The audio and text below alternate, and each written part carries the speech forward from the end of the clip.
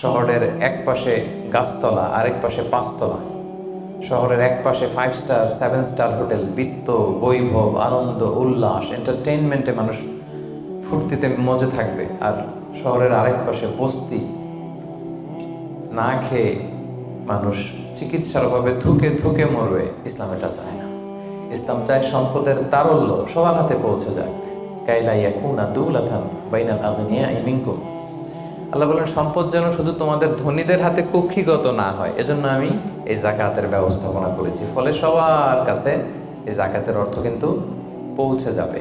তাহলে সম্মানিত ভাই এবং বোনেরা, আমরা বুঝলাম এই যাকাত কিন্তু যাদের উপর ফরজ হয়েছে এটা আপনাকে আদায় করতেই হবে, এখানে কোনো ছাড় নেই। এবং এটা গরিবদের অধিকার, এটা সোশ্যাল সিকিউরিটি নেট, যাতে সকলের কাছে অর্থের তারল্য পৌঁছে যায়। এজন্য আল্লাহ তাআলা যাকাতকে ফরজ করেছেন। তাহলে যাকাতের গুরুত্ব তাৎপর্য তো বুঝলেন না? এবার শোনেন, যাকাত ফরজ হওয়ার পরে যদি আমরা যাকাত আদায় না করি তাহলে কি ভয়ঙ্কর শাস্তি হবে। এই আয়াতটা দিয়েই আমি আমার আলোচনা শুরু করেছি যে ওয়াল্লাযীনা ইয়াকনিজুনা যাহাবা ওয়াল ফিদ্দাতা ওয়া লা ইউনফিকুনাহা ফি সাবিলিল্লাহ ফাবাশশিরহুম বিআযাবিন আলীম। হে নবী, যারা গোল্ড, সিলভার, স্বর্ণ, রূপা জমা করে রাখে, আল্লাহর রাস্তায় দান করে না, তাকে আপনি কঠিন আযাবের সুসংবাদ দিন।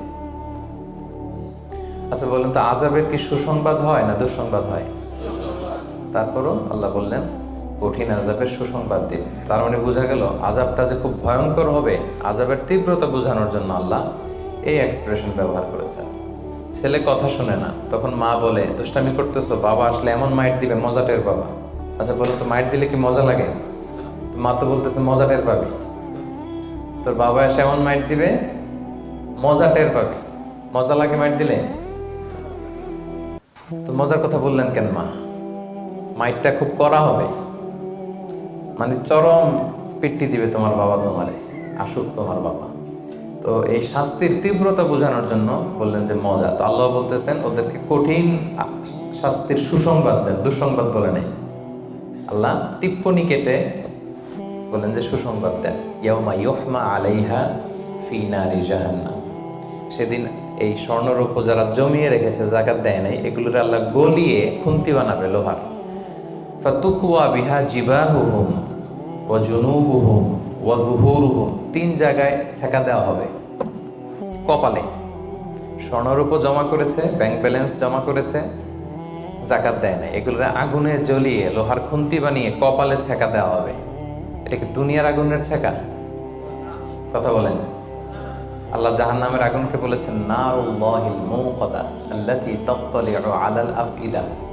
দুনিয়ার আগুন আঙ্গুলে লাগলে আঙ্গুল জ্বলে, পায়ে লাগলে পা জ্বলে। জাহান্নামের আগুন দেহের যেখানেই লাগুক আগে কলিজে চলে যাবে। সেই আগুনে সেই স্বর্ণ রূপাগুলোকে গলিয়ে খুন্তি বানিয়ে কপালে, পাজরে, পিঠে ছেক দেওয়া হবে। আল্লাহ তাআলা আমাদেরকে হেফাজত করুক। সাইয়ুতাওয়াকুনা মা বাখিলু বিহি ইয়াওমাল কিয়ামা। যেগুলোর যাকাত তারা দিতে চায় না, স্বর্ণরৌপ্য, এগুলোরে বেড়ি বানিয়ে কিয়ামতের মাঠেই গলায় পরিয়ে দেওয়া হবে। অন্যান্য সব পাপের শাস্তি জাহান্নামে গেলে আগে বিচার, তারপরই না শাস্তি। কি বলেন? এক্সেপ্ট যাকাত। যাকাত যারা দেয় নাই এদের শাস্তি কিয়ামতের ময়দান থেকেই শুরু। অন্যান্য সব শাস্তি জাহান্নামে ঢুকলে, আর যাকাতের শাস্তি সাইয়ুতাওয়াকুনা মা বাখিলু বিহি ইয়াউমাল কিয়ামা, কিয়ামতের মাঠেই গলায় বেড়ি পরানো হবে। বুঝে শুনে সবাই উত্তর দিবেন। আচ্ছা, যেই লোকটাকে কিয়ামতের ময়দানে লক্ষ কোটি মানুষের সামনে লোহার বেড়ি পরিয়ে টানা হলো যাকাত না দেওয়ার কারণে, ও যদি নামাজি হয়ে থাকে, ওর নামাজ কি কাজে লাগলো ওই দিন? বলেন। উনি যদি রোজা রেখে থাকে, ওই দিন ওনার রোজাটা কি কাজে লাগলো? তাহাজ্জুদ পড়তে পড়তে কপালে যদি দাগ ফেলে দেয়, ওই দাগ ওনার কি কাজে লাগলো ওই দিন? কোটি মানুষের সামনে গলায় বেরিয়ে পড়ে যদি আমাকে হেঁচকা টান দেয় যাকাত না দেওয়ার কারণে, তো আমার নামাজ কি কাজে লাগলো বলেন তো? কথা বোঝেন নাই বোধহয়। নামাজ কি কোনো কাজে লাগলো? যাকাতের শাস্তি বড্ড ভয়ঙ্কর যারা যাকাত দেয়নি। হাদিসে আছে আতাল্লাহু মালান ওয়া লাম ইউআদ্দি যাকাত। আল্লাহ সম্পদ দিয়েছে, কিন্তু তারা আল্লাহর রাস্তায় যাকাত দেয় নাই, এই সম্পদগুলোকে একটা সাপের রূপ দেওয়া হবে। সুজা আন আফরা, বুখারীর বর্ণনা। দ্য মোস্ট ভেনোমাস স্নেক, সুজা আন আকরা, টেকো সাপ। সাপের মাথায় পশম হয়, কিছু চুল, পশম। তো জাহান্নামের সেই সাপ এত বিষাক্ত, ভেনোমাস হবে, বিষের চোটে ওই সাপের মাথায় কোনো পশমও থাকবে না। ওই সাপ তাকে পেঁচিয়ে দেওয়া হবে, পেঁচাতে পেঁচাতে এই চোয়ালে এসে সাপটা শুধু ছোবল মারবে। আর কি বলবে জানেন? আনা মালুক, আনা কানসুক, আমি তোমার সম্পদ। আমাকে ভোগ করার জন্য ব্যাংকে রেখে দিছিল না, ফিক্সড ডিপোজিট করে, জাকাত ক্যালকুলেশন করে দেওয়া নাই। আনা মালুক, আনা কানসুক, বলতেই থাকবে, এক একটা ছোবল মারবে। আনা মালুক, আনা কানসুক, am your wealth, am your bank balance, আমি তোমার সম্পদ, আমি তোমার গহনা, আমি তোমার জুয়েলারি, আমি তোমার অর্নামেন্টস, আমি তোমার গচ্ছিত সম্পদ। হিসাব করে তো দেও নাই, খাওয়ার জন্য রাখছিলা, আজকে খাও। আনা মালুক, আনা কানসুক। আমরা কি কিয়ামতের ময়দানে সেই কঠিন আযাব ভোগ করতে চাই? এই কঠিন শাস্তি ভোগ করার ক্ষমতা কি আমাদের আছে? খুলিকাল ইনসানু দাঈফা, আল্লাহ মানুষকে দুর্বল করে বানিয়েছে। সম্মানিত সুধী, আল্লাহ তাআলা আমাদেরকে, যাদেরকে সম্পদশালী বানিয়েছেন, আমরা যেন হিসেব করে যাকাত দিয়ে দিই, একেবারে নিয়ম মাফিক। আজকে নিয়মটা শিখে যাব, নিয়ম মাফিক আমরা যাকাত দিব। এটা গরিবের হক, গরিবের হাতে বুঝিয়ে দেব। পারা যাবে তো ইনশাআল্লাহ? ইনশাআল্লাহ। 2 নম্বর পয়েন্টও কভার করলাম। 3 নম্বর পয়েন্ট হচ্ছে যাকাত আদায়ের খাত। সব খাতে যাকাত দেওয়া যায় না, যাকাতের টাকা দিয়ে মসজিদ বানানো যায় না। আজকে বুঝে যান, জেনে যান মাসালা। যাকাতের টাকা দিয়ে মাদ্রাসা বানানো যায় না, যাকাতের টাকা দিয়ে কালভার্ট, ব্রিজ বানানো যায় না, কারণ ব্রিজে তো ধনীরাও হাঁটবে। কি বলেন? তো ধনীরা কি যাকাতের টাকা কনজিউম করার কোনো সুযোগ আছে? নাই। তার মানে আল্লাহ তাআলা কোরআনে বর্ণিত 8টা খাত উল্লেখ করেছেন, এই 8টা খাতেই আপনাকে যাকাত দিতে হবে, এর বাইরে যাকাত দিলে হবে না। আল্লাহ তাআলা বলেন, ইন্নামাস সাদাকাতু লিল ফুকারাই ওয়াল মাসাকিনি ওয়াল আমিলিনা আলাইহা ওয়াল মুআল্লাফাতি কুলুবুহুম ওয়া ফির রিকাবি ওয়াল গারিমিনা ওয়া ফিস সাবিলিল্লাহি ওয়া ইবনিস সাবিল ফারিদাতাম মিনাল্লাহি ওয়াল্লাহু আলিমুল হাকীম। 8টা খাত, এই 8 খাতের বাইরে আপনি যাকাত দিলে আদায় হবে না। 1 নম্বর খাত হচ্ছে লিল ফুকারা, ফকিরদেরকে আপনি দিতে পারবেন। 2 নম্বর খাত হচ্ছে ওয়াল মাসাকিনি, মিসকিনদেরকে দিতে পারবেন। এখন ফকিরকে, মিসকিনকে? ফকির হচ্ছে মানলাহু শাই, যার কিছু জিনিসপত্র আছে, কিছু টাকা আছে, কিছু সম্পদ আছে, কিন্তু ওয়ালা ইয়াকফি, এটা তার হয় না। কিছু টাকা আছে, মাসে 20 দিন খাইতে পারে, 10 দিন কষ্ট হয়, ছেলেরে ভালোভাবে পড়াইতে পারে না, নিজের ভালো জামা কাপড়ের ব্যবস্থা নাই। তার মানে কিছু সম্পদ আছে, এতে তার কুলায় না, হয় না, একে বলে ফাকির, একে আপনি দিতে পারবেন। আরেক শ্রেণী হচ্ছে মিসকিন। মিসকিন হচ্ছে মান লাইসা লাহু শাই, যার কিছুই নাই, একেবারে কিছুই নাই। রাস্তাঘাটে আমরা দেখবেন যে ভবঘুরে লুঙ্গি একটা পরে আছে, গায়ে কোনো জামা নাই, ওর কিছুই নাই, এ হচ্ছে মিসকিন। তো এদেরকে আপনি দিতে পারবেন। 1 নম্বরে ফাকির, 2 নম্বরে মিসকিন। এই দুইটাই হচ্ছে বেসিকলি প্রাইমারি সোর্স। এরপর আল্লাহ তাআলা বলেছেন ওয়াল আমিলিনা আলাইহা, যাকাত ফাউন্ডেশনে যারা জব করে, যাকাত ম্যানেজমেন্টে যারা কাজ করে, এদের স্টাফদেরকে যাকাতের টাকা দিয়ে স্যালারি দেওয়া যাবে। যদিও এরা ধনী হোক, এরা তো আর যাকাত নিচ্ছে না, এরা স্যালারি নিচ্ছে, এটা দেওয়া যাবে। 3টা গেল। ওয়াল মুআল্লাফাতি কুলুবুহুম, বিধর্মী, অন্য ধর্মের, বুদ্ধিস্ট, হিন্দু, আপনি চাইলেন যে এরা যাকাতের টাকা দিয়ে একটু হেল্প করলে হয়তো ইসলামের প্রতি আকৃষ্ট হবে, এরকম শর্তে আপনি এরকম মুআল্লাফাতি কুলুবুহুম, অন্য ধর্মের লোকদেরও যাকাত দিতে পারবেন। সাধারণত অন্য ধর্মের লোকদের দেওয়া যায় না, কিন্তু যদি ভাবেন যে দিলে ইসলামের যে যাকাত ব্যবস্থা, ইসলামের সৌন্দর্য, আমরা একটা হেল্পিং হ্যান্ড দেখলে সে আকৃষ্ট হবে, তাইলে দিতে পারবেন। ওয়াফির রিকাব, 4 নম্বরে হচ্ছে দাস মুক্তি। সম্মানিত ভাই এবং বোনেরা, দাস আজাদ করার ক্ষেত্রে আপনি যাকাতের টাকা দিতে পারবেন। তো এখন তো আর দাস নাই, এখন কি করতে পারবেন? এখন এই যে প্রিজনারদেরকে, কারাবন্দী আছে না অনেকে, উল্টাপাল্টা মামলা দিয়ে মামলা করে জেলে ঢুকায় রাখছে, তো এর এখন আইনজীবী চালানো লাগে, এর এদিকে টাকা লাগে, ওদিকে টাকা লাগে, বা তার মুক্তির জন্য টাকা লাগতেছে, বা কাউকে কিডন্যাপ করা হয়েছে, গুম করা হয়েছে, এই সমস্ত ইস্যুতে তাদের প্রাণ রক্ষার জন্য, কারামুক্তির জন্য আপনি যাকাতের টাকা দিয়ে হেল্প করতে পারবেন। 4টা গেল। ওয়াল গারিমিন, ঋণগ্রস্ত ব্যক্তি, ঋণের বোঝায় প্রতিদিন খালি ধরে পাওনাদাররা, তার মানে জীবন চালানো না বিশ্বাস হয়ে পড়তেছে, তাকে আপনি ঋণের বোঝা হালকা করার জন্য দিতে পারবেন। অফি সাবিলিল্লাহ। 6 নাম্বার হচ্ছে আল্লাহর রাস্তায় যারা আছে। এগুলোর প্রত্যেকটা আমি 1 ঘন্টা করে আলোচনা করতে পারবো। প্রত্যেকটা পয়েন্ট যদি ইন ডিটেল ফিকহি ইস্যুসগুলো নিয়ে কথা বলি, লম্বা চড়া আলোচনা হবে। আমি জাস্ট আপনাদের মাথায় একটু করে জাস্ট শোনাচ্ছি, তাহলে ওভারঅল একটা ধারণা আপনি পেয়ে যাবেন। ফি সাবিলিল্লাহ, আল্লাহর রাস্তায় যারা আছে, এর দ্বারা উদ্দেশ্য হচ্ছে যারা আল্লাহর রাস্তায় জেহাদ করছে। ফিলিস্তিনে আমার ভাইরা জেহাদ করছে, কাশ্মীরে জেহাদ করছে, সশস্ত্র সংগ্রামে তাদের যে যুদ্ধাস্ত্র যা যা প্রয়োজন, এই ক্ষেত্রে আপনি দিতে পারবেন। আধুনিক সময় অনেক স্কলাররা বলে যে এই যে এতিমখানাতে অনেক ছেলে আছে অনাথ এতিম, তারপর টাকা পয়সা নাই, তারাও তো তাদের লাইফটা ইসলামের জ্ঞান আহরণের জন্যই ডেডিকেট করেছে, তারাও ফি সাবিলিল্লাহ, ওখানেও দিতে পারবে। সর্বশেষ হচ্ছে ফি সাবিলিল্লাহি ওয়াবনিস সাবিল, পথিক।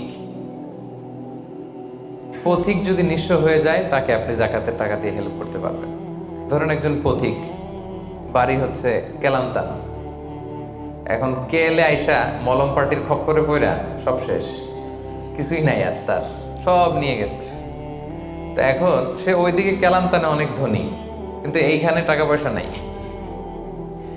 এখন এই যে তার টাকা নাই, তাকে পৌঁছতে হবে, তা খাইতে হবে, আপনি যাকাতের টাকা দিয়ে তাকে হেল্প করতে পারবেন। এখন অবশ্য এটা খুব প্রযোজ্য না, কারণ ক্রেডিট কার্ড থাকে বাংলাদেশে, ধরেন বিকাশ শেষ সিস্টেম আছে, বা সামহাও তার কারণ নাম্বার মুখস্থ থাকলে ফোন করলে টাকার ব্যবস্থা হয়ে যাবে। কিন্তু শরীয়ত কিন্তু এটাও রেখেছে, পথিক মুসাফিরকে আপনি হেল্প করতে পারবেন।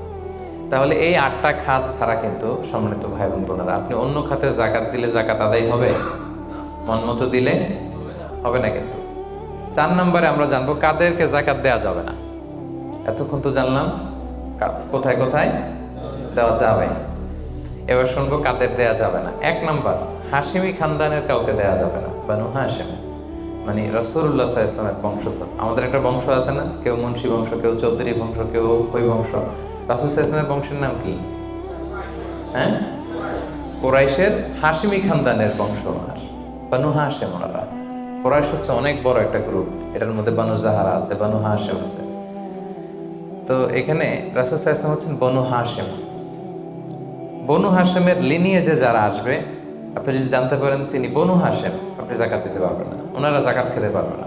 তাদের মধ্যে এখন যদি কেউ গরিব থাকে, আপনি অন্য ফান্ড থেকে দিবেন, এমনি চ্যারিটি করবেন, কিন্তু যাকাতের টাকা ওনাদেরকে দেওয়া যাবে না, যেহেতু নবীর বংশের সম্মানিত। যাকাতের খেজুর একবার মদিনায় স্তূপ করে রাখা। রাসূল সাল্লাল্লাহু আলাইহি ওয়াসাল্লামের ছোট নাতি হুসাইন রাদিয়াল্লাহু তাআলা তখন তো ছোট পায়ে হাঁটতে হাঁটতে যে ওই যাকাতের একটা খেজুর নিয়ে খাওয়া শুরু করছে। বাচ্চা থাকতে তো সবাই আমরা এরকমই করতাম, খাবার পেলেই কি বিস্কিট দেখলে চকলেট দেখলে এটা কার, আমার না কার, ওটা দেখার বিষয় না, আগে মুখে দাও। তো হোসেন রাদিয়াল্লাহু তাআলা আনহু যাকাতের খেজুর তো উনি বোঝে নাই, উনি হাঁটতে হাঁটতে যে যাকাতের খেজুর খাওয়া শুরু করছে। রাসূল সাল্লাল্লাহু আলাইহি ওয়াসাল্লাম দূর থেকে দেখে উনি দৌড়ে গেলেন, যে বললেন কিহ কিহ। হাদিসে আছে শব্দটা, আরবিতে বলে কিহ কিহ, মানে আমরা বাংলায় কি বলি ওয়াক থু, থু মেরে ফেলে দাও, থুতু ফেলো যেটা বলি। রাসূল ইসলাম বললেন লা তাআলাম আন্না লা নাকুলু সাদাকা, নানা ভাই তুমি কি জানো না যে আমরা সাদাকার মাল খেতে পারি না? নাতিকে শিক্ষা দিচ্ছে, এডুকেট করছে যে হুসাইন তুমি কি জানো না যে আমরা সাদাকার মাল খেতে পারি না, আমরা তো বানু হাশেম। তখন রাসূল ইসলাম জোর করে ওই খেজুরটা বের করে দিলেন মুখ থেকে।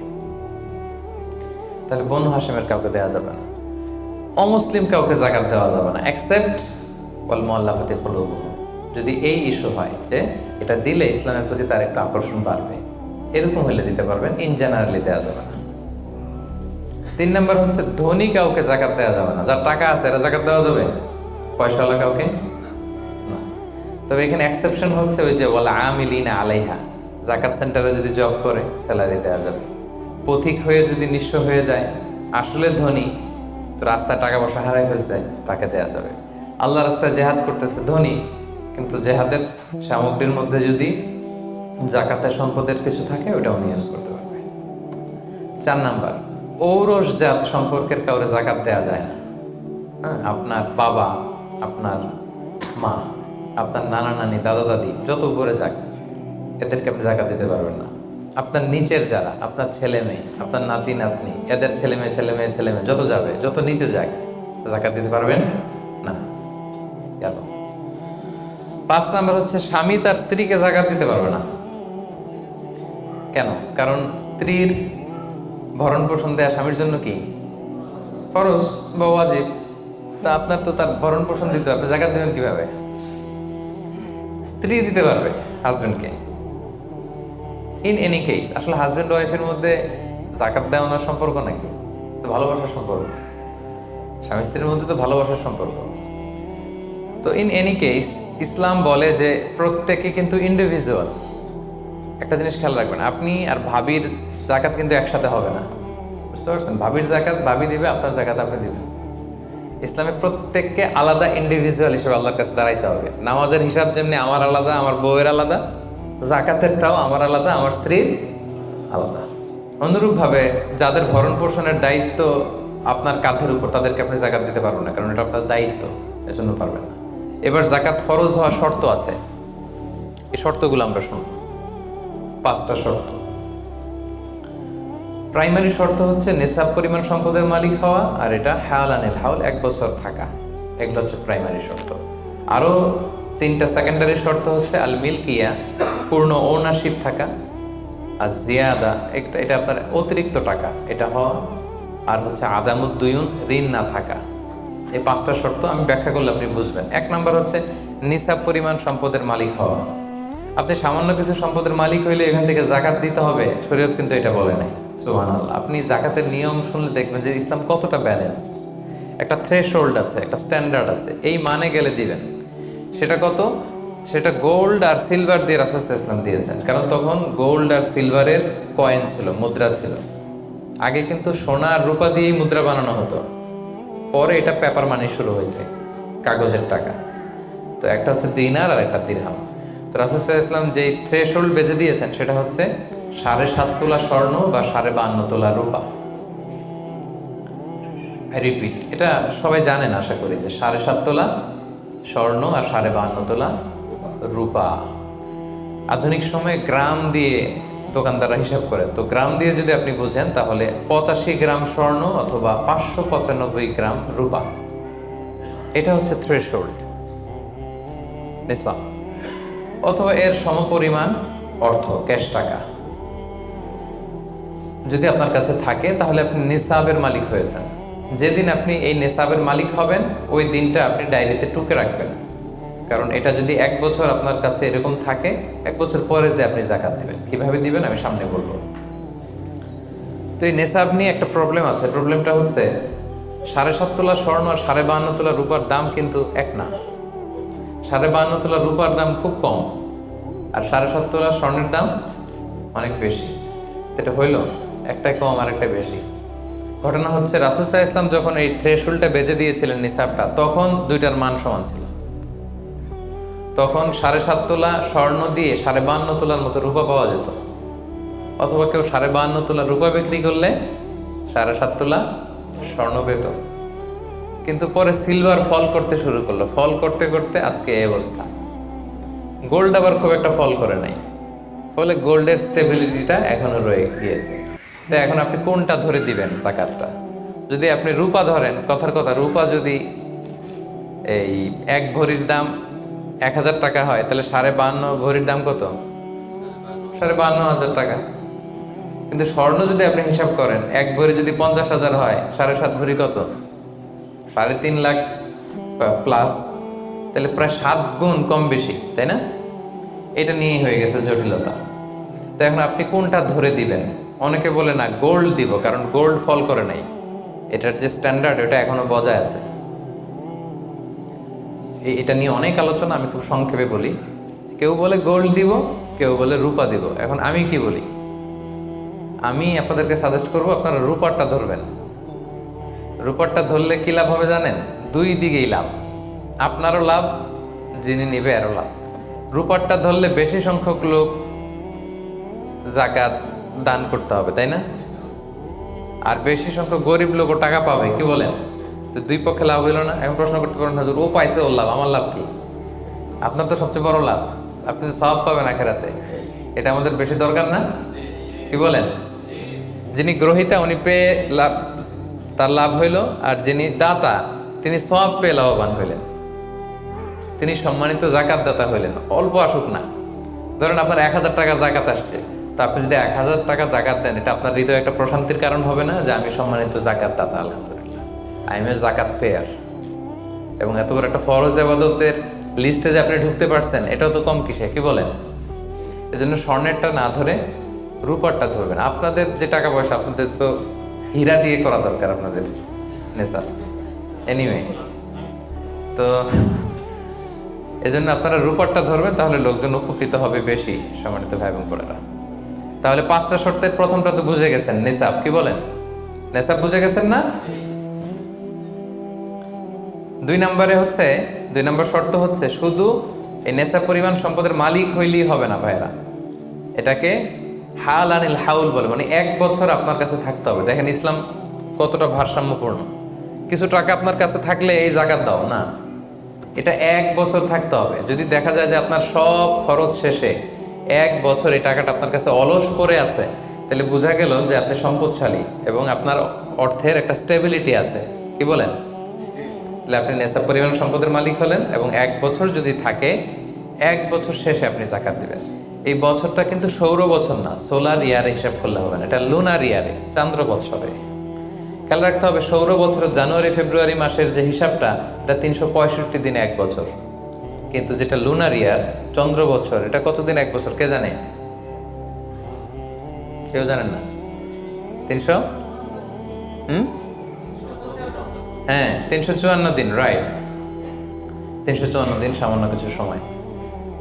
তো 11 দিনের কিন্তু এখানে ডিফারেন্স আছে, 11 দিনের ডিফারেন্স আছে। তো আপনি হিসেব করবেন হচ্ছে চান্দ্র বছর অনুযায়ী, সৌর বছর অনুযায়ী না। তো সৌর বছর অনুযায়ী যদি করেন, তাহলে আপনার জাকাত কিন্তু 2.5% থাকবে না। চান্দ্র বছর অনুযায়ী আপনার 2.5%, সৌর বছর করলে ওইটা 2.58% হয়ে যাবে। একটু বাড়বে না?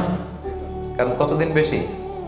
11 দিন বেশি, পার্সেন্টেজও বেড়ে যাবে। তখন কিন্তু জাকাত আপনার 2.5% থাকবে না, 2.58%। বলার আগে বুঝে যায়, কারণ সব ব্যবসায়ী সারাদিন ক্যালকুলেটর নিয়ে কোত্থেকে শিপমেন্ট হইলো, কত মিলিয়ন গেল, কত মিলিয়ন ঢুকলো, সব মুখস্থ, যেন বলার আগে বুঝে ফেলতেছে চটচট করে, মাশাআল্লাহ। তখন আর 2.5% হচ্ছে না, 2.58% হচ্ছে। তাহলে সম্মানিত ভাইরা, আপনি ধরেন, উদাহরণস্বরূপ ধরেন যে আপনি গত রমজানের 20 তারিখে সর্বপ্রথম নিসাব পরিমাণ সম্পদের মালিক হয়েছিলেন। তো তারপরে আপনি খেয়াল করবেন যে দেখি সারা বছর এই পরিমাণ অতিরিক্ত অলস টাকা আমার কাছে পড়ে থাকে কিনা। থাকতে থাকতে থাকতে থাকতে এই রমজানের 20 পর্যন্ত দেখেন যায় টাকা ওইটা তো আছে, আরো হয়েছে টাকা। তো তার মানে আপনি এখন জাকাত দিবেন, যেহেতু নেসাবের মালিকও হয়েছেন, আবার পূর্ণ একটা চন্দ্র বছরও আপনার অতিক্রম করেছে, স্থায়ী হয়েছে, তখন আপনি জাকাত হিসাব করবেন। তাহলে 2টা শর্ত বুঝলেন না? 3 নাম্বার হচ্ছে ওনারশিপ। আপনার মালিকানা থাকতে হবে, যে সম্পদটা আছে খালি আপনার কাছে টাকা থাকলেই হবে না, এটা কমপ্লিট, আরবিতে তাসাররুফ বলে, কমপ্লিট ওনারশিপ আপনার থাকতে হবে। এখন একজনের আমানতের টাকা আপনার আছে, ওটা আপনি জাকাত দিতে পারবেন? একজন 5 লাখ টাকা আমানত রাখছে, আপনি এটা জাকাত দেওয়া শুরু করছেন, হবে? সেটা তো উনি জাকাত দিবে, এটা তো আপনার আমানতের টাকা, এই টাকা তো আপনার বুঝাই দিতে হবে। তো আমানতের টাকা কিন্তু কমপ্লিট ওনারশিপ আমার থাকে না, এটার হিসাব আমি করবো না। তো এটা বুঝে গেলেন। 4 নাম্বার হচ্ছে এই টাকা আপনার অতিরিক্ত হইতে হবে, আরবিতে বলে জিয়াদা। দেখেন ইসলাম কত সুন্দর। ইসলাম বলে আপনার নিজের পার্সোনাল এক্সপেন্সিস, আপনার লিভিং কস্ট, আপনার সব ধরনের অ্যাকোমোডেশন, আপনার ট্রান্সপোর্টেশন এক্সপেন্সিস, আপনার মেডিকেল এক্সপেন্সিস, আপনার বাচ্চার স্কুলিং, আপনার ইয়ারলি ট্রিপ যদি থাকে, এন্টারটেনমেন্ট, ধরেন বছরে আপনি একবার ফ্যামিলি আউটিং করেন, এই খরচটা, যত খরচ আপনার হতে পারে, এই সব খরচ শেষেও কিছু টাকা আপনার থেকে যায়, ইসলাম বলে ওইটার উপরে জাকাত দিবে। সুবহানাল্লাহ। জিয়াদা, অতিরিক্ত হওয়া শর্ত। আপনার লাগে, যদি আপনার এই টাকা লাগে, ওটা তো আপনি ইউজ করবেন। আপনার টাকার ব্যবহারের জন্য সবচেয়ে বেশি হকদার কে? আপনি নিজে। আপনার সব খরচ আলহামদুলিল্লাহ সুন্দরভাবে চলে, এরপরেও নিসাব পরিমাণ টাকা বছরব্যাপী যখন আপনার রয়ে গেল, ইসলাম বলে জাস্ট 2.5%। সুবহানাল্লাহ। তাহলে অতিরিক্ত হইতে হবে। সর্বশেষ শর্ত, 5টা শর্তের সর্বশেষ শর্ত হচ্ছে ঋণ থাকতে পারবে না। ঋণ থাকলে ওইটা জাকাত থেকে বাদ যাবে। ধরেন আপনার আছে 5 লক্ষ, কিন্তু আবার ঋণও আছে 5 লক্ষ, কথার কথা, তো এটা তো আপনি আগে ঋণ দিবেন, আপনি আর জাকাত দিতে পারবেন না। এই কথাটা কি বুঝতে পারছেন? আচ্ছা, ঋণ ভাই 3 ধরনের। কয় ধরনের? 3 ধরনের। একটা হচ্ছে আপনার একবারে পরিশোধ করতে হবে এরকম ঋণ, থাকে না যে আমি মুরাদ ভাইয়ের কাছ থেকে 1 লক্ষ টাকা নিলাম, আজকে আমার জাকাতের হিসাব করার ডেট, তো 1-2 মাসের মধ্যে টাকাটা দিতে হবে। তো তখন এই যে 1 লক্ষ টাকা উনি পাবে, এই টাকাটা আমি বাদ দিব আমার অন্যান্য অ্যাসেট থেকে। বাদ দিয়ে যদি দেখি যে না, তারপরেও জাকাত হয় দিব, আর না হলে দিব না। কারণ এটা একবারে দিতে হবে। ওনারা বলছে যে 1 লক্ষ আমি একবারে দিয়ে দিব আপনাকে 1 মাস পরে, এইভাবে ঋণটা নিয়েছিলাম। তাহলে কিছু কিছু ঋণ আছে একবারে পরিশোধযোগ্য। ওকে, এটা জাকাতের ক্যালকুলেশন থেকে বাদ যাবে। কিভাবে বাদ যাবে আমি ক্যালকুলেশন করে দেখাবো। ঋণের দ্বিতীয় প্রকার হচ্ছে ইনস্টলমেন্টের কিছু ঋণ আছে, কিস্তিতে দেয়া লাগে। লেটস সে আমি 1 কোটি টাকা দিয়ে একটা গাড়ি কিনেছি, BMW গাড়ি, বা 50 লক্ষ টাকা দিয়ে আমি একটা হুন্ডা গাড়ি কিনেছি, 50 লক্ষ টাকা। তো এটা আমি কিস্তিতে কিনেছি। কিস্তির ঋণ যদি হয় তাহলে আপনি কিন্তু পুরোটা বাদ দিতে পারবেন না। তখন সর্বোচ্চ 12 মাসের কিস্তি বাদ দিতে পারবেন, 12 মান্থসের, তাও এই চন্দ্র মাসের হিসাবে। কারণ জাকাতের হিসাবটা কি 12 মাসের হিসাব, তাই না? এটা একটা ইয়ারলি ক্যালকুলেশন। আপনি পুরোটা যদি একবারে বাদ দেন তাহলে তো আপনার আর জাকাতই দেওয়া লাগবে না। কি বলেন? বাংলাদেশে অনেক বড় বড় সিআইপি ব্যবসায়ী আছে, ওনারা হাজার হাজার কোটি টাকা ব্যাংক থেকে ব্যবসায়ের কারণে ঋণ নেন এবং ওনাদের ঋণ খেলাফি হয়। তো ওনারা যদি বলে হুজুর আমার তো ঋণ আছে, তো উনি আর জাকাত দিবে কি? ওনারাই তো আমার জাকাত দেওয়া লাগবে এখন। কি বলেন? এখন বড় বড় সিআইপিরা যদি ঋণের দোহাই দেয়, উনি আর জাকাত দিবে কি? উনি তো ঋণী। তো ওনারাই কিছু জাকাত আমাদের দেওয়া লাগবে, কারণ আমরা জাকাতের 8টা খাতের মধ্যে একটা পড়েছি, বল গরিমিনা। কি বলেন? ঋণগ্রস্ত ব্যক্তিকে জাকাতের টাকাতে হেল্প করা যায়। তো উনি আর দিবে কি? ওনারে দিই আমরা। ওই ঋণ বাদ দেওয়া যাবে না। ইনস্টলমেন্টের ঋণ হইলে 12 মাসের, আর ওইরকম ঋণ খেলাফি 1000 কোটি টাকা, এগুলো বাদ দেওয়া যাবে না। 3 নাম্বার ঋণ হচ্ছে লাক্সারি পণ্য কিনতে যে ঋণ হয়, এই ঋণ জাকাত থেকে বাদ দেওয়া যাবে না। বিলাসিতামূলক কিছু যদি আপনি কিনেন, আপনি একটা লাম্বরগিনি কিনলেন 10 কোটি টাকা দিয়ে, এটা আপনি জাকাত থেকে বাদ দিতে পারবেন? পারবেন না। তাহলে লাক্সারি আইটেমের যে ঋণ, এটা বাদ দেওয়া যায় না। তাহলে ঋণের ব্যাপারটা পুরোপুরি বুঝে গেছেন না? এই 5টা শর্ত যদি থাকে আপনার মধ্যে পাওয়া যায়, অর্থাৎ আল্লাহ তাআলা আপনাকে একটা নিসাব পরিমাণ সম্পদের মালিক বানিয়েছেন, এটা আল্লাহ তাআলা পুরো 1 বছর আপনার এই পরিমাণ টাকা আপনার মধ্যে স্টেবল ছিল, এবং এটার পূর্ণ ওনারশিপ আপনার আছে, এবং এটা আপনার সব খরচের অতিরিক্ত, এবং সবশেষে এটা আপনার ঋণের বাইরে। ওই সম্পদ থেকে আল্লাহ তাআলা আপনাকে জাকাত দিতে বলেছেন। তাহলে জাকাতের শর্ত সবার ক্লিয়ার? এবার হচ্ছে জাকাত যোগ্য সম্পদ কি কি? জাকাতেবল অ্যাসেট, সব সম্পদে জাকাত হয় না। এই পয়েন্টটা খুব গুরুত্বপূর্ণ, আপনাদেরকে মনোযোগ দিয়ে শুনতে হবে। আপনারা মনোযোগ দিয়ে শুনতেছেন তো? আপনি ধরেন ওই যে উদাহরণ দিয়েছিলাম, গত রমজানের 20 তারিখে নেশাব পরিমাণ সম্পদের মালিক হয়েছেন, দেখলেন সারা বছর আছে এই টাকাটা। তো এই 20 রমজানে তো আপনি এখন হিসাব করবেন, তাই না? তো হিসাবে আপনি কি কি ধরবেন? সব সম্পদে জাকাত নাই। আপনার বাসার যে ফার্নিচার, এটা হিসাব করা লাগবে না। আপনার যে ফ্রিজ, আপনার যে এয়ারকন, আপনার যে থাকার যে ফ্ল্যাটটা, আপনার যে বাংলো বাড়ি, এগুলোতে কোনো জাকাত নাই। আপনার চলার জন্য যে গাড়িটা লাগে, এগুলোতে কোনো জাকাত নাই। আপনার নিজের জন্য যে ল্যাপটপ, মোবাইল, যত কিছু আছে, গ্যাজেট বলেন, এগুলোতে কোনো জাকাত নাই। তাহলে কি কিসে জাকাত আছে?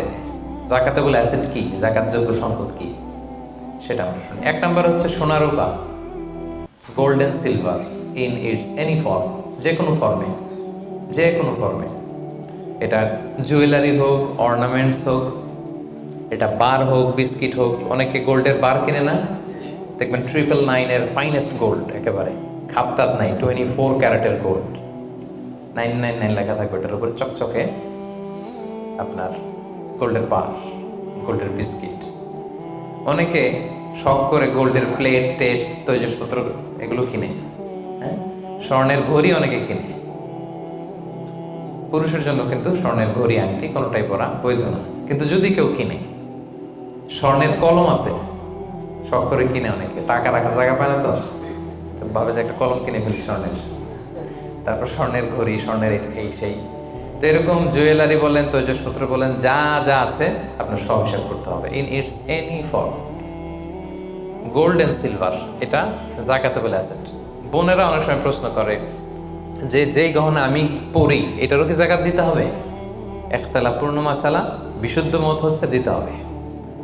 3 মাযহাব বলছে দেয়া লাগবে না, ইমাম আবু হানিফা বলছে দেয়া লাগবে, এবং আবু হানিফা রহিমাহুল্লাহর কথাটাই ভ্যালিড, বেশি যুক্ত সুনানে আবু দাউদের হাদিস, আম্মা জান আয়েশা রাদিয়াল্লাহু তাআলা আনহা স্বর্ণের বা রূপার একটা আংটি পরে আছেন। রাসূল ইসলাম বললেন, জাকাত দিছো? আম্মা জান বলেন, না, এটা পড়ছি যাতে আপনার সামনে আমি আমার সৌন্দর্য বাড়াতে পারি। রাসূল ইসলাম বললেন, হাসবুকি মিনান নার, জাহান্নামে ঢুকাতে এটাই যথেষ্ট। সাথে সাথে জাকাত দিয়ে দিলেন আম্মা জান আয়েশা। তো আম্মা জান আয়েশা তো এটা পরিহিতা ছিলেন, কি বলেন। আরেক নারী আসলেন তার মেয়েকে নিয়ে, হাতে 2টা স্বর্ণের চুড়ি। রাসূল বললেন, জাকাত দিছো? দেই নাই। বলতেছে, তুমি কি পছন্দ করো যে এই 2টা চুড়ির পরিবর্তে আগুনের 2টা চুড়ি জাহান্নামে পরানো হবে? ওই মহিলা ভয়ে তাড়াতাড়ি খুলে দিচ্ছে, রাসূলুল্লাহ নেন, পুরোটাই দিয়ে দিলেন। তো এই হাতের বালাও কিন্তু ওই মেয়ে হাতে পড়া ছিল, তাই না? এতে করে বোঝা যায় যেই জুয়েলারি আমার বোনেরা আপনারা ইউজ করেন সেটারও জাকাত দিতে হবে, সেটারও জাকাত দিতে হবে। আপনার সিন্ধুকে থাক, গলায় থাক, আপনি সব কাউন্ট করে জাকাত দিবেন। তবে আপনি বিক্রয় মূল্য হিসাব করবেন, কারণ আপনি 1 লক্ষ টাকা দিয়ে একটা নেকলেস কিনছেন, বেচতে গেলে কি 1 লক্ষ পাবেন? কথা বোঝেন নাই? পাবেন? এটার সাথে খাত আছে, এটার মেকিং চার্জ আছে, জুয়েলারি দোকানেরও একটা মেকিং চার্জ রাখে। তো আপনি যখন আপনার নেকলেসটা বিক্রি করতে যাবেন, ওরা 20% কাট করে দিবে। 1 লক্ষ টাকার নেকলেস আপনি দোকানে বেচতে গেলে কত টাকা পাবেন? 80,000টা হিসাব করবেন, বিক্রয় মূল্য ধরতে হতো। তো তাহলে সম্মানিত ভাই এবং বোনেরা, জাকাতেবল asset 1 number gold and silver, 2 number হচ্ছে ক্যাশ। ধরেন আজকে আমি আমার জাকাত হিসাব করতে বসছি, তো আমি দেখতেছি যে আমার স্বর্ণ টর্ণ কি আছে না আছে, আমি হিসাব করতেছি। স্বর্ণের পালা গেল, এবার আমি হিসাব করব আমার ক্যাশ কোথায় আছে, পকেটে কত, ওয়ালেটে কত, ড্রয়ারে কত, ব্যাংকে কত, কারেন্ট অ্যাকাউন্টে কত, ফিক্সড অ্যাকাউন্টে কত, সেভিংস অ্যাকাউন্টে কত। যত জায়গায় আপনার যত ক্যাশ ফর্মে টাকা আছে এটা আপনি হিসেব করবেন, এগুলো জাকাতেবল অ্যাসেট। আরো কিছু সম্পদ আছে, এগুলো ক্যাশ না, তবে ইজিলি লিকুইডেট করা যায়, চাইলে টাকা বের করে আনা যায়। যেমন প্রাইস বন্ড অনেকে কিনে রাখে না, আমাদের ডাক বিভাগের সঞ্চয়পত্র আছে না, এগুলো ফিক্সড ডিপোজিট, অনেকে ইন্স্যুরেন্স করে, লাইফ ইন্স্যুরেন্স। এগুলো চাইলে আপনি টাকা বানাতে পারেন। তো এটা অনেকে বলে, হুজুর এটা তো ম্যাচিউরড হয় না, কিভাবে করব? এটা ব্যাংকে আপনি নক দিলে ওরা স্টেটমেন্ট দিবে যে আজকে এই ডিপোজিটটা ভাঙালে কত পাবেন, একটা স্থিতি দেখাবে। এটা আজকের স্টেটমেন্ট, ওই স্টেটমেন্ট আপনি বের করে নিয়ে আসবেন যে আজকে 20 রমজানে যদি আমি এটা ভাঙ্গাই তা আমি পাবো এত, তাহলে এটার মালিক আপনি, এটা আপনি যোগ দিবেন। তাহলে বুঝতে পারছেন এটা, এগুলো জাকাতেবল অ্যাসেট। আচ্ছা গেল। এরপরে ব্যবসার সম্পদ, উরুদ উত্তেজারা, যত ব্যবসার সম্পদ আছে এটা কিন্তু আপনি জাকাতে হিসাব করবেন। উদাহরণ দিই, একজন বিস্কিট ফ্যাক্টরির মালিক, উনি বিস্কিট বিক্রি করে। তো আজকে আমি যে জাকাতে হিসাব করতে বসছি, আমি আমার কোম্পানিতে ফোন দিয়ে আজকে কত carton biscuit ready to sell, কত কার্টুন, ধরেন 50,000 পিস, তো এটার দাম কত, বিক্রয় মূল্য আমি যোগ দেব। তারপরে বিস্কিট বানাতে যে র মেটেরিয়াল, হ্যাঁ, গম লাগে, সুগার লাগে, ইত্যাদি ইত্যাদি যা লাগে, এগুলোর যে প্রাইস, এটা আমি এটাও আমি যোগ দেব। ওখানে ধরবো না কি, ওখানে ধরবো না হচ্ছে যেটা ফিক্সড অ্যাসেট। ব্যবসার ক্ষেত্রে ফিক্সড অ্যাসেট ধরতে হয় না। যেমন ধরেন আপনার ফার্নিচার বা কারো বিস্কিট ফ্যাক্টরি, তার ফ্যাক্টরির যে জায়গাটা, এটা আসবে না। মেশিনারি, যে মেশিনে করে বিস্কিট বানায়, ওইটা আসবে না। তারপরে ধরেন এটা লরি ট্রাকে করে বিভিন্ন জায়গায় আমি পাঠাই আমার প্রোডাক্টগুলো, এই যে ট্রাকের দাম টাম, এগুলো কিন্তু ধরা হবে না। এগুলো ফিক্সড অ্যাসেট, মেশিনারি ধরতে হবে না। শুধু প্রোডাক্ট রেডি টু সেল অথবা র মেটেরিয়াল, এগুলো ধরবো। শেয়ার বাজার আছে, অনেকে শেয়ার কিনে, এটাও আপনি ধরবেন, ওইদিন আপনি হিসেব করবেন। শেয়ার 2 ধরনের, একটা আছে আপনার প্রাইমারি, একটা নেট ভ্যালুয়েশন করা হয়, পরে এটা একটু দাম বাড়লে অনেকে দেখবেন যে সারাদিন দেখতে থাকে দাম বাড়লো না কমলো, সেকেন্ডারি মার্কেটে এটা সেল করে দেয়, আছে না? তো এটা আজকের দিনে আমার এই শেয়ারটা সেল করলে কত প্রাইস পাবো, ওই প্রাইসটা আমি যোগ দিয়ে দিব। ওকে, আচ্ছা গেল। আরেকটা আছে কোম্পানির শেয়ার কিনে অনেকে, ধরেন বিশাল বড় বাংলাদেশে বড় কোম্পানি, বেক্সিমকো কোম্পানি, তারপর ওই কোম্পানি, এটার আপনি শেয়ার কিনবেন, লং টার্ম ইনভেস্টমেন্ট শেয়ার থাকে, ওইটা কিভাবে ধরবেন? ওইখানে কোম্পানির অ্যাকাউন্টসে আপনি নক দিলে জাকাতেবল অ্যাসেট কত আছে এটা ওরা বলে দিবে। বড় কোম্পানিগুলোতে ম্যাক্সিমাম 40% জাকাতেবল অ্যাসেট থাকে। এই যে লিস্টগুলো আপনাকে শোনালাম, এগুলো হচ্ছে জাকাতযোগ্য সম্পদ, আপনার এগুলোর উপর জাকাত আসে।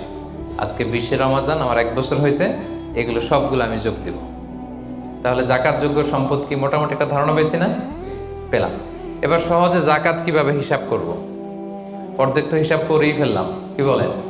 এই যে লিস্ট করে করে স্বর্ণ, ক্যাশ, ডিপোজিট, সঞ্চয়পত্র, আমার শেয়ার বাজার, আমার ইনভেস্টমেন্ট, আমার ডিপোজিট, আমার এটা করতে করতে করতে করতে বিশাল, ধরেন একটা উদাহরণস্বরূপ বলি যে ধরেন 20 লাখ দাঁড়ালো আমার, 20 লাখ টাকা, স্বর্ণের দাম সহ ইত্যাদি সহ সবসময়। এবার হিসাবটা কিভাবে করব? হিসাবটা খুব সহজ। আমার জাকাতে বলে সেটা আমি সব হিসাব দিয়ে পাইলাম কয় লাখ টাকা, 20 লাখ। এবার আমার যদি ঋণ থাকে, আমি ঋণটা এখান থেকে বাদ দেব। আমরা শুরুতে বলছিলাম এক ধরনের ঋণ আছে একবারে দিয়ে দিতে হবে, এরকম একবারে ঋণ দেওয়ার যদি আমার কিছু থাকে ওইটা আমি বাদ দেবো। ধরেন আমার একবারে ঋণ দেওয়ার আছে 5 লাখ টাকা, যেটা আমাকে একবারই পরিশোধ করতে হবে অল্প কিছুদিনের মধ্যেই, তাহলে এটা আমি বাদ দিতে পারবো। তো 5 লাখ টাকা যদি 20 লাখ টাকা থেকে বাদ দিয়ে কত থাকে, 15 লাখ। এরপর আমি বলেছিলাম যে কিস্তিতে যে ঋণগুলো থাকে সেক্ষেত্রেও আমি বাদ দিতে পারবো ম্যাক্সিমাম 1 বছর, 12 মান্থস। ধরেন যে বড় একটা কিছু আমি কিনেছি, সেখানে 12 মাসের আমার যে ঋণ, সেই ঋণ আসতেছে ধরেন যে কিস্তিতে ধরেন আরো 5 লাখ, তাহলে কত বাদ গেল? 5 5 10 লাখ, থাকলো কত? এই 10 লাখ হচ্ছে আপনার নাও জাকাতেবল অ্যাসেট। এই 10 লক্ষের উপর আপনি 2.5% জাকাত দিবেন। আর হিসাবটা যদি আপনি সূর্য বছর অনুযায়ী করেন তাহলে 2.58% দিবেন। সহজ হয়ে গেছে না মোটামুটি? হ্যাঁ, মোটামুটি সহজ হয়েছে না? এরপর এক একজনের এক এক ধরনের বিজনেস, এক এক ধরনের কোশ্চেন থাকবে। এটা পার্সোনালি কোনো মুফতির কাছে বা যে কোনো স্কলারের কাছে আপনার পার্সোনাল আলাদা করে হিসাব করা লাগলে এটা করে নেবেন। কিন্তু ওভারঅল জাকাতের কিভাবে ক্যালকুলেট করতে হয় এবং প্রসেসটা কি, রাইট প্রসেস, এটার একটা ধারণা তো আপনারা পেয়েছেন নাকি? বুঝতে পারছেন না সবাই?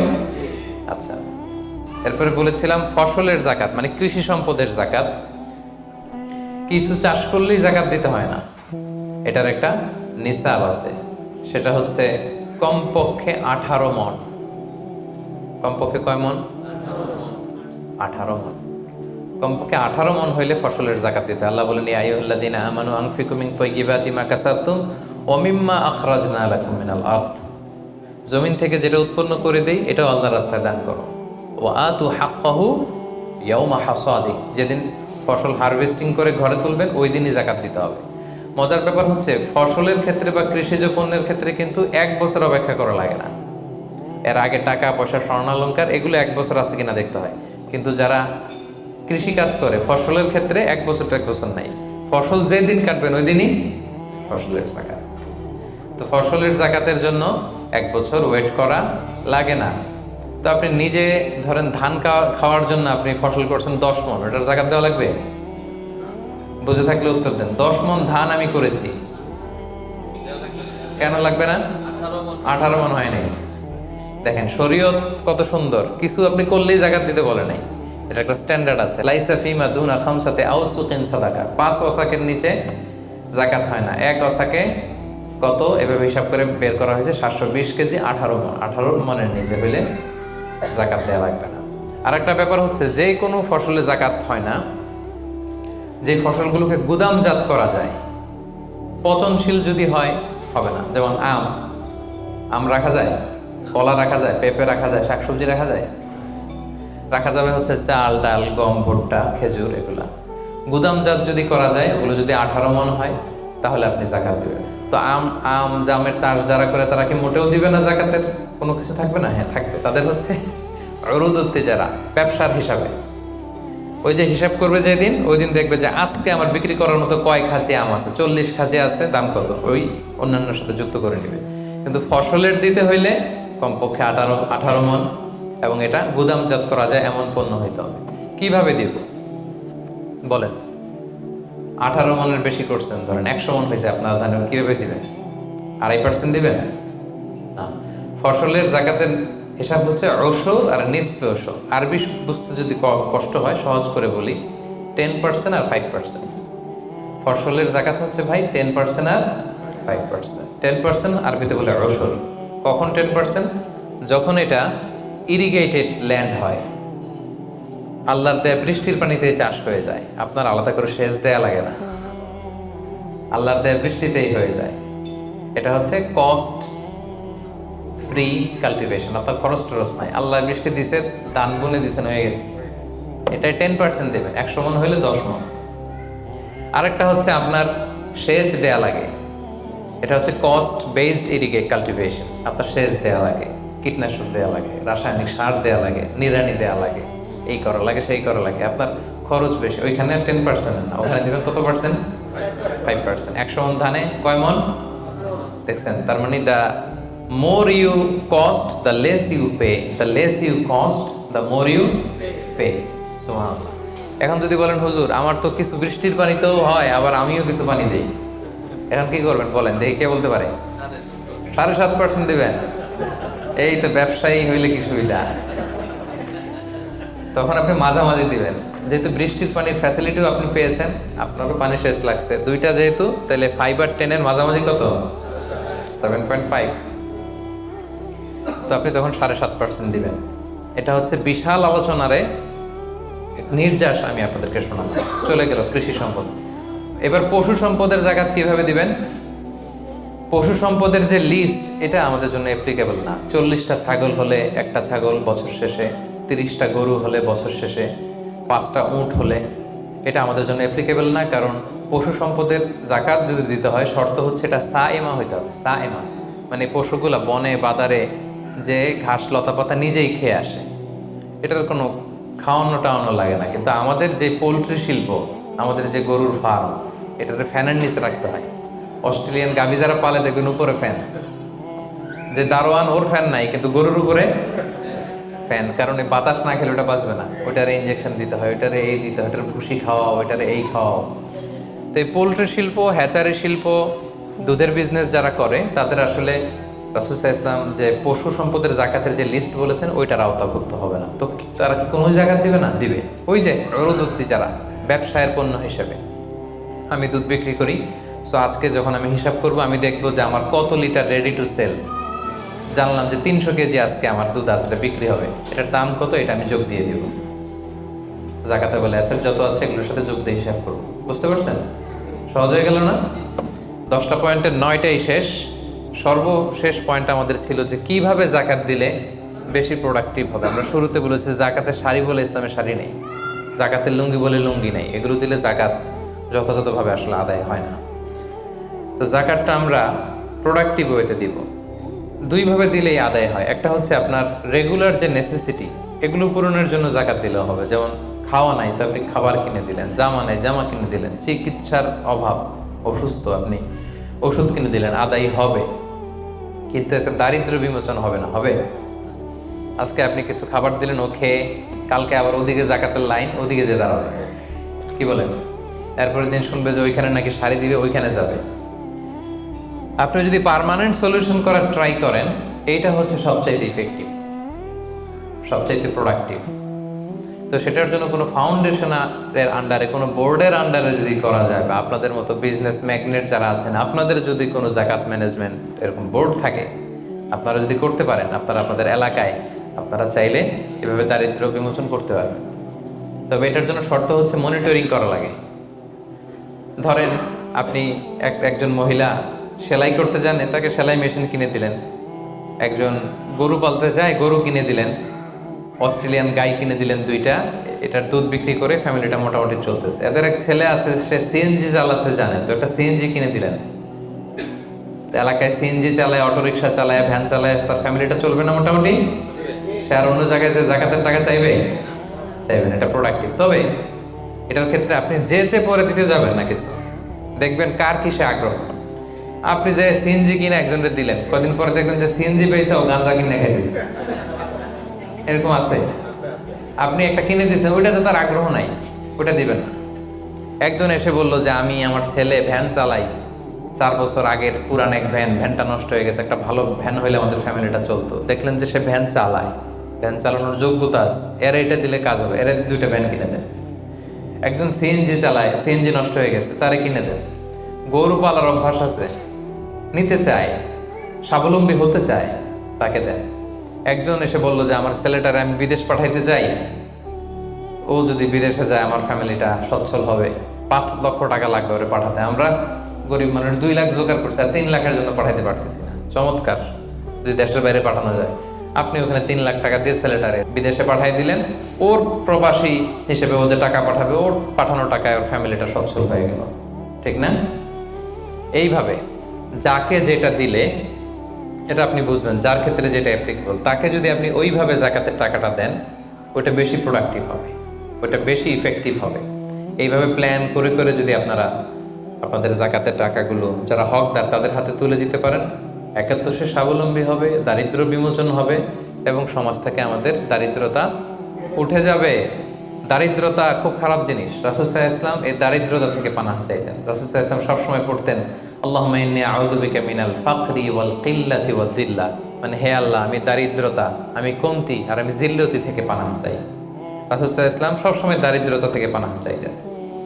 সো এই দারিদ্রতা বিমোচনের জন্য জাকাতের যে ডায়নামিজম, এটা আমাদেরকে প্রপার ওয়েতে কাজে লাগাতে হবে। আশা করি যে 10টি পয়েন্টে আপনাদের সাথে জাকাত ম্যানেজমেন্টের উপর আলোচনা করেছি। সবাই বুঝতে পারছেন না পয়েন্টগুলো? ওভারঅল কিভাবে জাকাত প্রসেসটা হয়, জাকাত দিতে হয়, একটা ধারণা হয়েছে না? আল্লাহ তাআলা আমাদের সবাইকে কথাগুলো বোঝার ও আমল করার তৌফিক দান করুন। আল্লাহ তাআলা তার মেহেরবানিতে আমাদের যাদেরকে সম্পদশালী বানিয়েছেন, আমরা যেন জাকাত দিয়ে ধন্য হতে পারি, আল্লাহ তৌফিক দান করুক। আমরা যেন এই জাকাতের মাধ্যমে দারিদ্রতা বিমোচন করতে পারি, অভাগা সুবিধাবঞ্চিত মানুষের মুখে যেন আমরা হাসি ফোটাতে পারি, আল্লাহ তাআলা তৌফিক দান করুক। আমি আপনাদের সবাইকে আন্তরিক শুভেচ্ছা, শুকরিয়া এবং অভিনন্দন জানিয়ে এখানেই আজকের প্রোগ্রাম শেষ করছি। হাদা মা ইনদি ওয়াল ইলমু ইনদাল্লাহ আলাইহি তাওয়াক্কালতু ওয়া ইলাইহি উনীব। সুবহানাকাল্লাহুম্মা ওয়া বিহামদিকা আশহাদু আল্লা ইলাহা ইল্লা আনতা আস্তাগফিরুকা ওয়া আতুবু ইলাইক।